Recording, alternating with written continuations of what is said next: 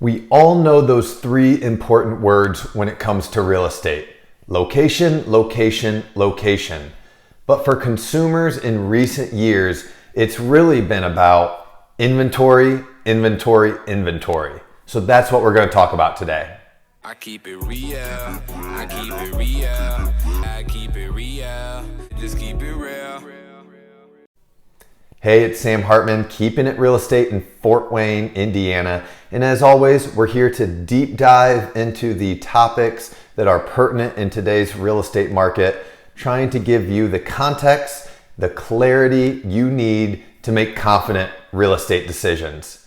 So today we're talking about inventory, and it seems like we've been talking about inventory for years when it comes to real estate, and rightfully so, because we just have not had enough of a supply of homes to meet the buyer demand.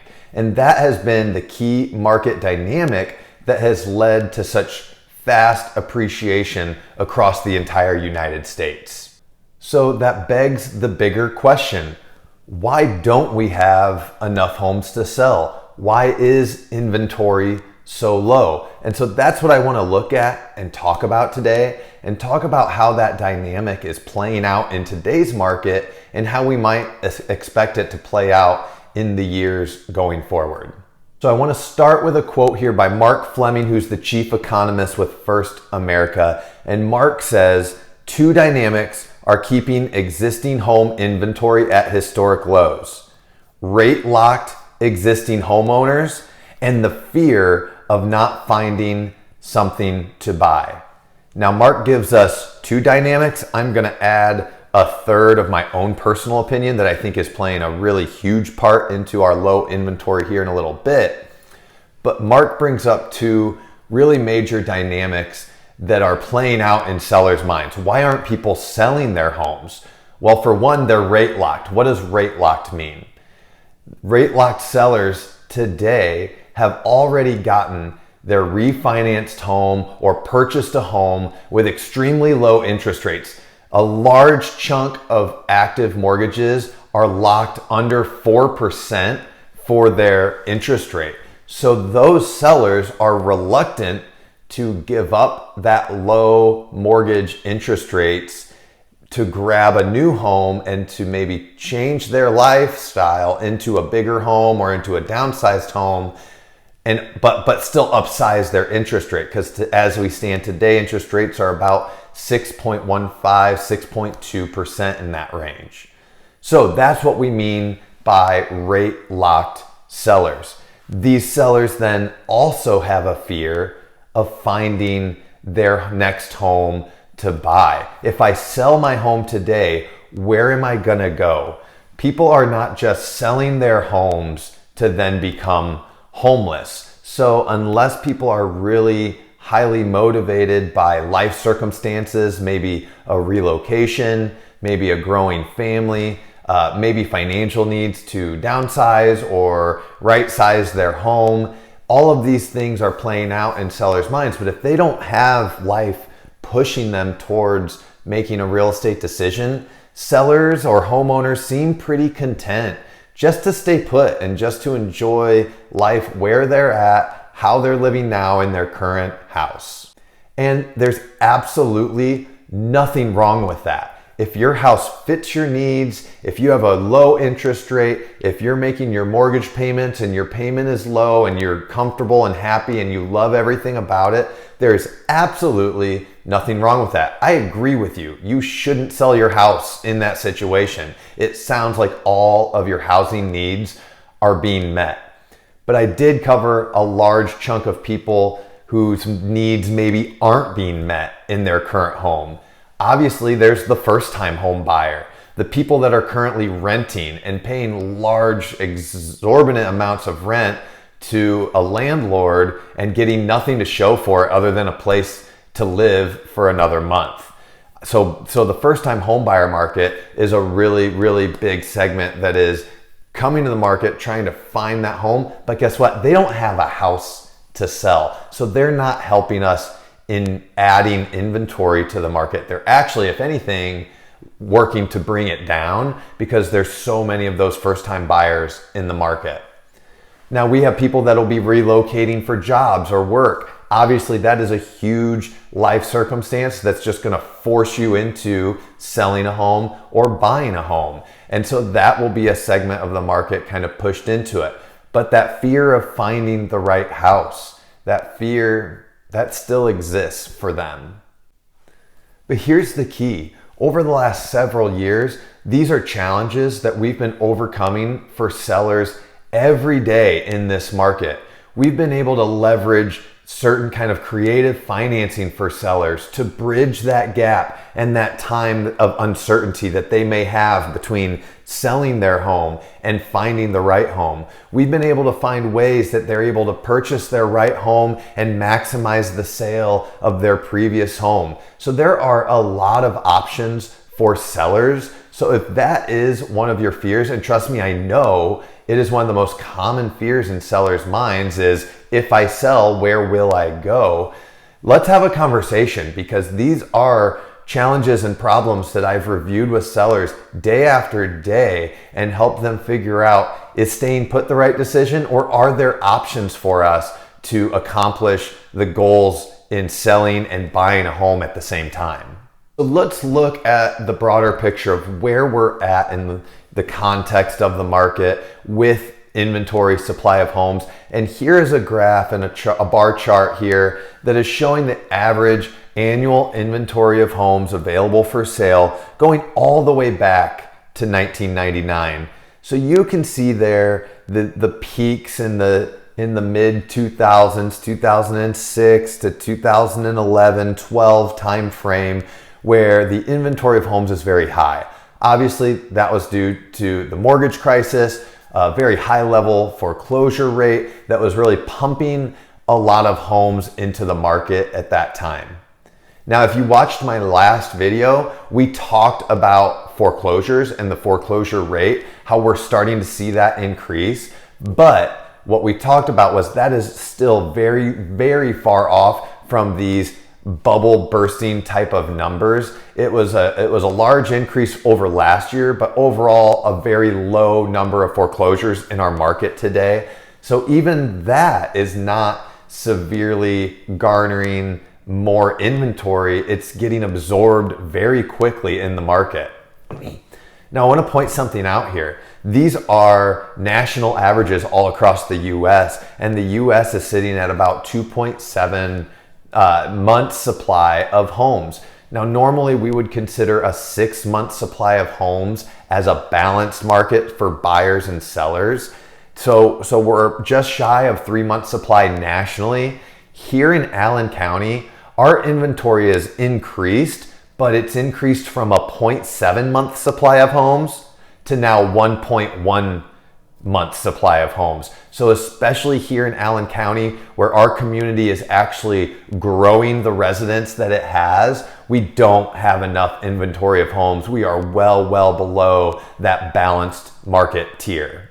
So I mentioned that inventory is rising in our market and across the nation. So why is that happening? I mean, I do think that is a good sign for the general health of the market. For buyers to have options and for hopefully more normalizing price appreciation. So let's look at this bar graph where the blue lines are showing the active listings on the market and the green line is showing the new listings coming to the market. And what this graph tells us is actually new listings are shrinking. We're not even taking more listings. So where is that new inventory coming from? Well, sadly, where it's coming from, it's not new inventory. It's actually the old inventory of homes that still haven't sold yet. Because interest rates rose so much over the last year, homes are sitting on the market longer. And one of the biggest market dynamics I'm seeing between buyers and the homes that they're choosing is that if buyers are paying top price for their home, they're also paying the top interest rate for their mortgage, they are going to be picky about the houses that they're choosing to write offers on. So let this be a lesson for sellers in today's market. If you just want to throw a sign in the yard and you want to have your house sold by the end of the weekend, it's not going to happen. You need to put the energy into your home to have it staged and cleaned and prepared to put its best foot forward for the buyer demand that is out there in the market. That will give you the best opportunity for maximizing the sale price for your home, but also the timeline of the sale of your home as well. And so just one more line graph here to kind of drive home where we're at with those new listings coming to the market and how drastically different it is from previous years. You see 2022 shows the red line is the year of 2022. And so it was trending actually on a really healthy pace for growing inventory of listings. But the sharp increase in interest rates really nosedived that new listing inventory and really just made home sellers say, I don't want to sell because I don't want to buy right now either. And a lot of buyers had that same sentiment. The buyer demand really dried up in the middle of last year when interest rates went from 3% to start the year to over 7% in June and July and August. So that was a huge dynamic. We were trending on a great trajectory for adding more inventory to the market, but that kind of market dynamic has really nosedived the new listing inventory. And now the inventory is mainly just growing because of the older, stale, stagnant homes that have been sitting on the market for longer than 30 days. So I told you I was going to bring a third factor that is really affecting the inventory of homes that are available for sale. And it has to do with new construction, with the builders in the market. Now, I want to look at this graph here because what this graph shows is single family housing units that were completed as new construction over the years. Now you can see those red bar graphs. That was leading up to the housing crash, the mortgage crisis, because people were buying houses hand over fist. Financing money was cheap and easy to come by. So builders were building and building, and builders were getting into the market and building homes like crazy. But guess what happened? When the market fell out in 2008, so did a lot of builders. And the builders that stayed in the market, they just weren't building the homes at a rate that they once were. So look at those green bars. For 15 years, we have been underbuilding the average number of homes that we typically would put into the market with new construction. And another dynamic with those 15 years, what do you think happened to the laborers and the contractors and the construction workers that worked in the housing industry? Do you think they just sat around for 15 years twiddling their thumbs, waiting for the next build job to start? No, they probably went out, got new jobs, figured out life, and carried on. So as we're now trying to bring the supply of homes up to a level where we need to, and we're trying to build homes quickly, the labor is not there. The demand for their labor is, but the supply of even the sheer skill and labor that it takes to build a home isn't there. And so that's something that we can look at as well for the rising cost of new construction and why new construction is at such a higher price point than, say, buying an existing home. Another quote from a chief economist of First America, he says, "The housing market remains fundamentally underbuilt. And as demand rises, it will be important to boost supply in order for price growth to continue to adjust to more sustainable levels.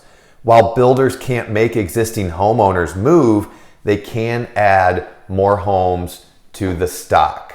This is just one of the challenges, though. I mean, homeowners can't build homes fast enough, and they can't build them at a price point that kind of fits the affordability level of most first-time home buyers or home buyers looking to get into the market. And the challenge here with our supply and our inventory of homes is we've been underbuilt for 15 years. But guess what? If we would have built those homes 15 years ago, they'd be prime homes hitting the market again for resale. The average homeowner lives in their home between 8 to 10 years. So that would be 8 to 15 year range of all these homes that would have hit the market and would be in prime stages of coming back to the market, coming back and adding that supply of existing homes for sale. But guess what? Those homes were never built, so those homes aren't coming to the market for sale right now.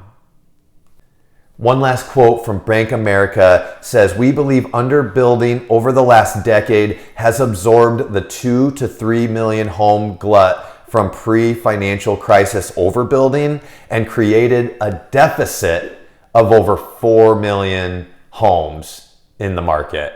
So leading up to the housing crash, they probably did overbuild by, they estimate, about 2 to 3 million. But even still, the reduced building capacity over the last 10 to 15 years is what in their estimates has led to a 4 million home deficit that we need to bridge that gap of demand and supply. So here's my takeaway. What's going to fix the housing supply issue? Well, one of two things can happen. You can shrink the demand of buyers, which we saw this last year. Rising interest rates really shrunk that demand and affected how quickly the market was moving and how quickly prices were appreciating. Or you can add more supply to the market.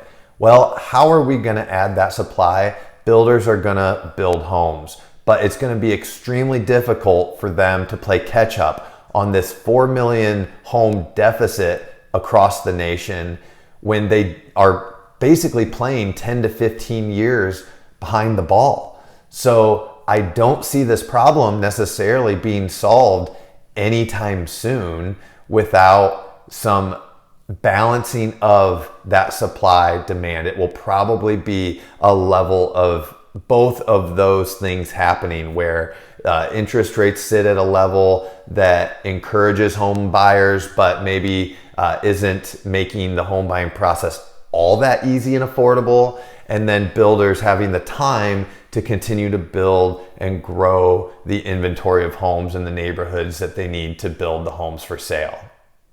So I'm curious what your thoughts are. Inventory has been a really hot button topic. It has been a really wide ranging topic in all markets across the US that has been affecting all of our markets, really, truly. How have you seen inventory affecting you in your market, you in your home, or you in your home buying decisions? I'd love to hear about that. I hope this information was helpful. If you know anyone that would benefit from this information, make sure to share the video with them. I'd greatly appreciate it.